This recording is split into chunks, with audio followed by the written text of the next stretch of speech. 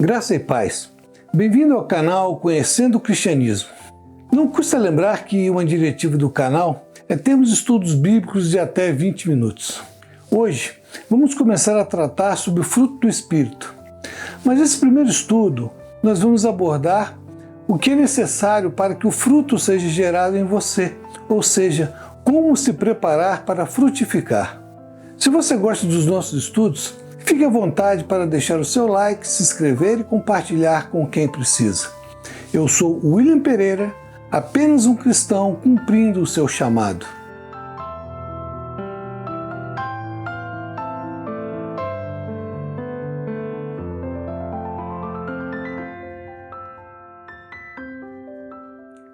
Mas o que é esse fruto do Espírito?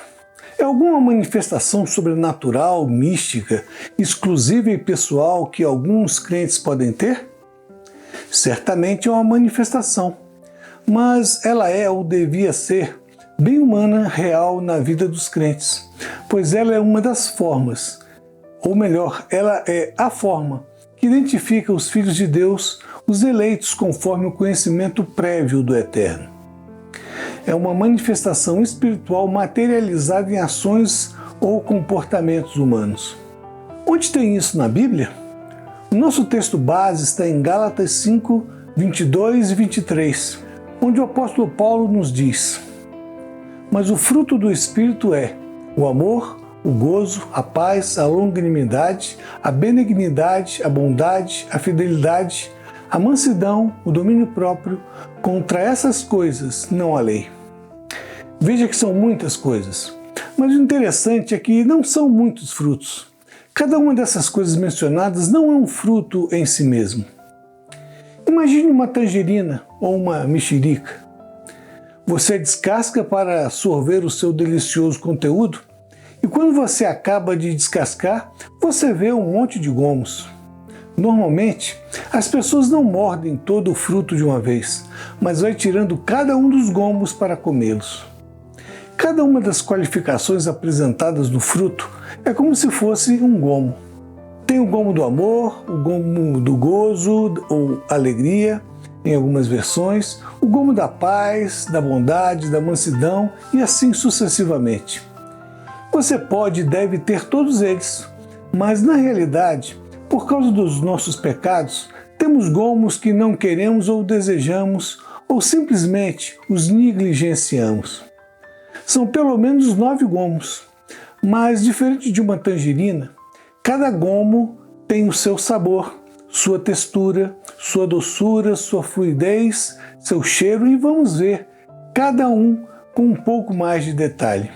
Mas nós vamos ver, ao considerarmos gomo a gomo, que muitas dessas qualidades não são exclusivas de nós, os cristãos, e muitas delas são compartilhadas e recomendadas por muitas outras religiões. A diferença é que no cristianismo somos exortados a manifestar todas e não apenas alguns desses gomos, para que apresentemos um fruto consistente com a nossa fé. Quando o fruto do Espírito é exibido na vida de um cristão, é sinal de que estamos sendo guiados pelo Espírito de Deus. Mas antes de tratar especificamente do fruto, que faremos nos próximos vídeos, vamos a algumas considerações iniciais importantes, para que você entenda os requisitos essenciais para conseguir frutificar. Para que uma árvore dê frutos, ela precisa estar plantada com suas raízes firmes no chão. Pode até mesmo ser um vaso, não importa, mas tem que ter terra para sustentar o crescimento, pois dela vêm os nutrientes que a planta precisa. Mas só a terra também não adianta. É preciso ter a luz do sol, especialmente nos momentos iniciais do desenvolvimento da planta. É o sol que aquece a terra, esquenta a semente e a desperta para crescer e se desenvolver. Também é preciso ter água. Água é a fonte da vida. É ela que revela à semente e depois às raízes os nutrientes que a terra possui. Se a terra ficar permanentemente seca, a planta não vai resistir e vai morrer. E às vezes é preciso dar um reforço na terra, agregando mais nutrientes em forma de adubos naturais ou químicos. Uma outra coisa que uma planta precisa para crescer saudável é a poda, ou seja, o corte seletivo de galhos para que a planta ganhe mais força e ainda não perca energia e seve em galhos fracos e que não vão produzir a contento. Por fim, é preciso de tempo. Tempo é essencial. Assim como uma mulher, ainda menina, não pode gerar um filho e se tornar mãe porque o seu corpo ainda não está preparado e pronto para isso, a planta também precisa de tempo para amadurecer. O fruto, então, é uma manifestação de que a planta recebeu tudo o que precisava para amadurecer e passar a cumprir aquilo para o qual ela está destinada, alimentar e abençoar outros seres diferentes dela com os sabores que podem exalar de cada um dos gomos. Numa inferência espiritual de cada um desses elementos, podemos também aprender algumas coisas. São opiniões minhas e você pode discordar se quiser. Vimos então 6 elementos indispensáveis para que o fruto se manifeste: terra boa, luz, água, nutrientes, poda e tempo. Vejamos como esses elementos podem ser trazidos ao nosso entendimento espiritual. Terra boa. O que é a terra boa? Jesus mesmo explicou sobre o que é ela quando explicou a parábola do semeador. Você pode encontrá-la em Mateus 13, de 1 a 23.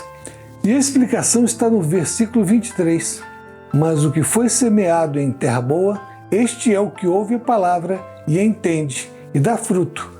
E um produz 100, outro 60 e outro 30. Então está muito claro, terra boa é toda e qualquer pessoa que ouve a palavra de Deus, que a entende e que, por viver tendo como regra de fé e prática, dá fruto e transmite essa palavra a outras pessoas. Veja que a produção de cada um não é igual. Um produz a 100, outro a 60 e outro a 30, mas o que importa é produzir. Todos nós, homens e mulheres, somos terra, somos pó e a ele retornaremos. Mas nem todos são terra boa, porque os requisitos para ser terra boa estão postos. Aceite ou não o que está definido na palavra de Deus e explicada por seu próprio Filho, como acabamos de ver. Então, busque ser uma terra boa, ou seja, aquele que escuta, entende e aplica a palavra de Deus na sua vida. Luz é o segundo elemento que faz uma planta dar fruto. A Bíblia nos revela de si mesma quando o salmista declarou no Salmo 119, 105: Lâmpada para os meus pés é a tua palavra e luz para o meu caminho. Te atualizando, a Bíblia é a luz que permite à terra boa entender a vontade de Deus e aprender sobre o mundo espiritual do Criador. É por meio dela que podemos assimilar as orientações para a nossa vida diária, sermos confortados em momentos de crise e dificuldades e ouvir a voz de Deus falando ao nosso coração, nos corrigindo e ensinando para sermos mais parecidos com Jesus. A Bíblia não é um livro mágico de autoajuda. É o livro inspirado por Deus para fazê-lo crescer no conhecimento da verdade. É pelo estudo e meditação nos seus ensinos é que podemos entender a Bíblia e nos tornarmos cada dia mais uma terra boa. Então, busque estudar a palavra de Deus para conhecer o que Deus quer te falar ou quer falar ao teu coração. Água, terceiro elemento. Elemento fundamental à vida. Mas o que é a água no sentido da manifestação do fruto? Quando Jesus conversou com Nicodemos em João 3, 1 a 15, fica muito claro que o sentido do significado da água, largamente usado tanto no Antigo como no Novo Testamento, é a da purificação. Jesus faz referência à necessidade da purificação espiritual ou lavagem espiritual, promovida por meio do Espírito Santo. Assim, todo aquele que se torna uma nova criatura precisa dessa renovação, dessa purificação para poder dar fruto. É pelo mover do Espírito, é dando e permitindo a ação renovadora do Espírito na nossa mente carnal, é que sorvemos a purificação que essa ação promove. Portanto, precisamos ser purificados, estar puros diante de Deus para darmos fruto. Assim, não podemos continuar na água imunda que bebíamos antes de conhecer a Cristo. Cada um de nós precisa buscar a renovação na fonte de águas cristalinas e puras que é Cristo, para podermos viver limpos diante de Deus. Nutrientes, quarto elemento. Ainda que a terra seja boa, precisamos de alguns nutrientes, sejam corretivos ou mesmo adubos, para tornar essa terra ainda mais propensa a produzir. O próprio cuidado com a terra é um tipo de nutriente, não propriamente físico, mas um trabalho necessário para que os aditivos que colocamos possam ser misturados adequadamente na terra. Muitas vezes, apenas um pouco de calcário corrige a acidez da terra para fazê-la produzir. Isso em termos práticos. Mas em termos espirituais, precisamos colocar adubos específicos para deixar a terra boa, totalmente renovada e pronta para receber a planta. O apóstolo Paulo nos ensinou em Romanos 12:2 que devemos nos transformar pela renovação da nossa mente, e essa transformação implica em novos valores na nossa vida, novos padrões, novos comportamentos, novas virtudes e atitudes que estão alinhados à vontade de Deus. Vemos ao final do capítulo 12 de Romanos muitas virtudes recomendadas, e isso é feito não apenas no exercício dos dons espirituais, mas na prática de atitudes virtuosas que são alheias ao sentido natural dos homens. Assim, a transformação da nossa vida implica em inserirmos coisas que antes não fazíamos e até zombávamos de quem fazia. É negar a si mesmo e deixar que o novo homem ou a nova mulher surja dentro de você. Dar alimento, água ou vestes ao seu inimigo não é algo humanamente fácil de se fazer, a não ser que a sua mente tenha sido transformada por Cristo. É a prática desses novos valores e de padrões que vão aditivar a sua terra boa a cada dia. Quinto elemento, poda. Podar uma planta significa limpar, cortar e retirar os galhos secos ou fracos, ou até alguns que são bonitos e fortes, mas que o agricultor precisa escolher para dar uma melhor feição à planta, para que cresça bonita, mas principalmente para dar vitalidade a essa planta. Se alguém te disse que no processo de preparação para a frutificação não teria dor, mentiu para você. Eu sou daqueles que acreditam que as plantas também sentem. E também sei que a poda é necessária e às vezes indispensável para o crescimento da planta, até que possa estar pronta para produzir. Mas eu acho que dói. Não como doeria num ser humano se você cortasse um dedo, mas do jeito delas, eu creio que elas sentem. Sentem, em vez de ficarem retraídas, tristes, depressivas, murchando as folhas dos galhos que ficaram, elas reagem de uma forma fenomenal. Curam os locais da poda e fortalecem muito mais os outros galhos que sobraram. O próprio Jesus reconheceu a necessidade de podar, de limpar a nossa vida com um objetivo simples para darmos ainda mais frutos. Podemos ver isso em João 15. Essa limpeza, essa poda na vida dos cristãos é necessária para que Deus remova da vida dos crentes tudo que pode atrapalhar na produção do fruto. Podem ser pecados preferidos, escondidos e não confessados, mas pode ser uma coisa, um bem material que você tanto ama e que tem atrapalhado a sua comunhão com Deus. E isso dói.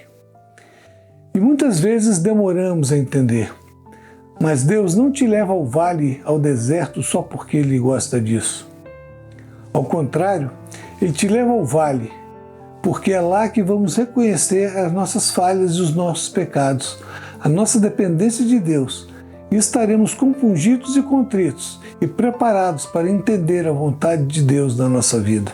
Então, quando ou se Deus fizer uma poda na sua vida, saiba que Ele o está preparando para coisas maiores do que você pode imaginar.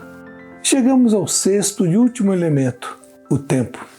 Se você planta hoje uma muda de uma manga, limão, goiaba ou outra frutífera qualquer, ela vai levar um tempo para chegar no momento certo da brotação e dos frutos. Você não planta hoje esperando colher daqui a um ano. Tem árvores que levam anos para começar a produzir seus frutos. Eu tenho muita área para plantar na minha casa e já plantei muitas árvores. Uma delas foi uma mangueira, que já estava com uns 5 ou 6 anos, mais de 3 metros de altura, mas não produzia nada. Um dia, já chateado, eu cheguei embaixo dela e falei para ela bem assim: eu sou meio doido, não um doido completo, mas eu gosto de falar com as minhas plantas. E disse, com uma entonação bem irritada: se daqui a 1 ano você não produzir ao menos uma manga, você vai conhecer um machado. Depois de 1 ano, voltei até ela. Olhava e não via nada. Já estava pensando em buscar o machado. Olhei mais uma vez todos os galhos e aí eu vi. Ela tinha produzido uma manga, uma única manga. Senti que ela havia me ludibriado. Mas como eu me lembrei do que eu havia dito e prometido, não pude cortá-la. E falando com aquela árvore com um tom mais confiante e sem irritação, eu disse de novo: você ganhou mais 1 ano. E ainda brinquei: mas da próxima vez tem que ser mais que uma manga, senão você vai conhecer o machado. No ano seguinte, dava para ver de longe que ela tinha produzido muitas e muitas mangas. Hoje, ela produz tantos frutos que até perco muitos, pois quando chego, já estão no chão comidos por bichos.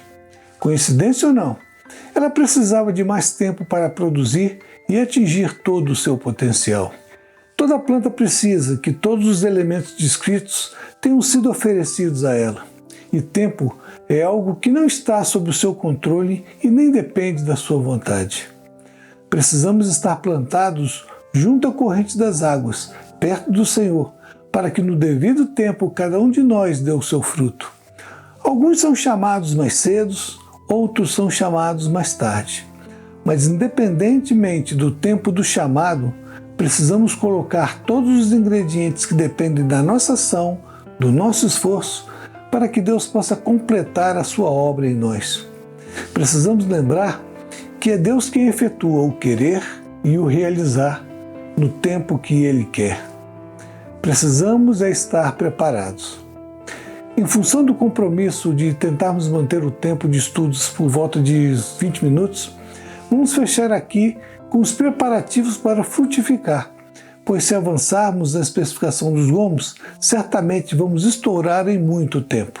Então, nos próximos vídeos, trataremos especificamente de cada um dos gomos do fruto do Espírito.